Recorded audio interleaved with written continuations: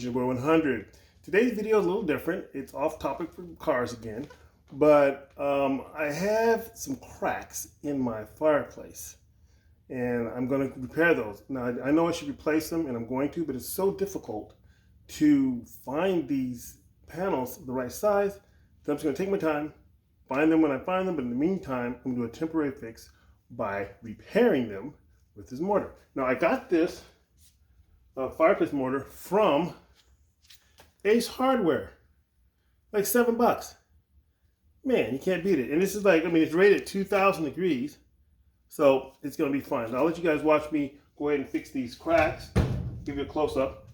Take a look at these cracks, and I'm just gonna use my finger. Some people use a spatula or something, or a putty knife. I'm just gonna use my finger because I can feel it better. And then tomorrow, after it dries and it's holding all the little pieces in place, I'm gonna take it out, flip it over, and do the backside too. So I'll let you check out these cracks first. So here's the before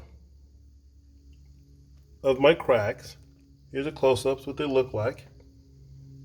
And I'm gonna go ahead and try to fill these in really well. Let it sit overnight and come back tomorrow, do the other side, and then put this fireplace back into service. So let's get started. All right, so to begin with, let me get my cartridge loaded up with this mortar. Some people may not know, most caulking guns have a little hole right here. All right, you stick the tip in, and then you can cut it. So you have to find a special separate knife to cut the tip off with. Please load them up. And let's get started. Look at the size of these holes too. So I'm just going to come on down and I'm going to squish it in there as best I can, and then I'm going to go back and hit it with my finger.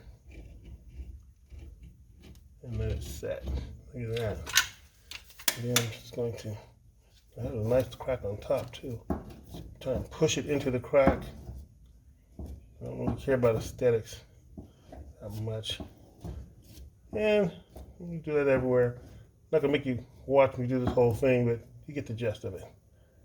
Fill these cracks in, and then I'm gonna come back over it and put a nice thick amount. Look at how deep this one is right here. Start in the bottom of it and work my way out. Go up this time. Look at that. There we go. And just fill in the crack. Hopefully this holds.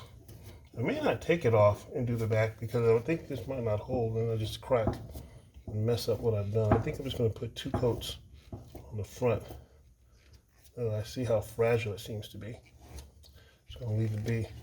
Seal the front and leave it be till I can replace it. All right, I'll let you see it all when it's all done.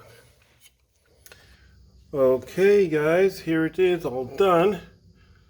It's a little bit of a Frankenstein job here, I know, but I filled the cracks, and then I put a surface layer on top of that, and then I put another thickness layer on top of that and spreaded it out a little bit thick. There were a few down here on the bottom too that I saw, thin cracks, so I just went ahead and put a nice thick, wide application of our fireplace mortar by Rutland, and hopefully tomorrow when I start a fire it holds up to the heat. Thanks for watching.